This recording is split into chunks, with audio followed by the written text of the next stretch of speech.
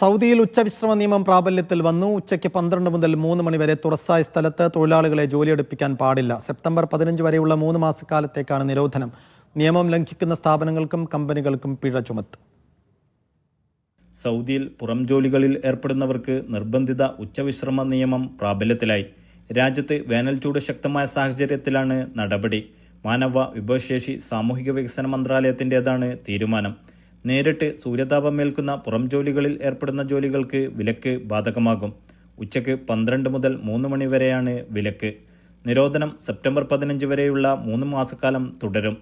ഈ സമയത്ത് തൊഴിലാളികൾക്ക് വിശ്രമിക്കാനുള്ള സൗകര്യവും കമ്പനികൾ ഒരുക്കണം. അടിയന്തര സ്വഭാവമുള്ള ജോലികൾക്ക് മാത്രമാണ് ഇളവ് ഉണ്ടാകുക. ഇതിനായി മന്ത്രാലയത്തിന്റെ മുൻകൂർ അനുമതിയും തേടണം. മാത്രമല്ല, അനിവാര്യമായ സാഹചര്യങ്ങളിൽ ജോലിയെടുക്കേണ്ടി വരുന്നവർക്ക് വെയിൽ ഏൽക്കില്ലെന്ന് സ്ഥാപനങ്ങൾ ഉറപ്പാക്കുകയും വേണം. നിയമം ലംഘിക്കുന്ന സ്ഥാപനങ്ങൾക്ക് ഓരോ തൊഴിലാളിക്ക് വീതം എന്ന തോതിൽ പിഴ ഈടാക്കും. ഇന്ന് സൗദിയുടെ കിഴക്കൻ പ്രവിശ്യയിൽ ഏറ്റവും ഉയർന്ന താപനില രേഖപ്പെടുത്തി 48 ഡിഗ്രി. നൌഷാദ് റിക്കോർ, മീഡിയ 1, ദമാം.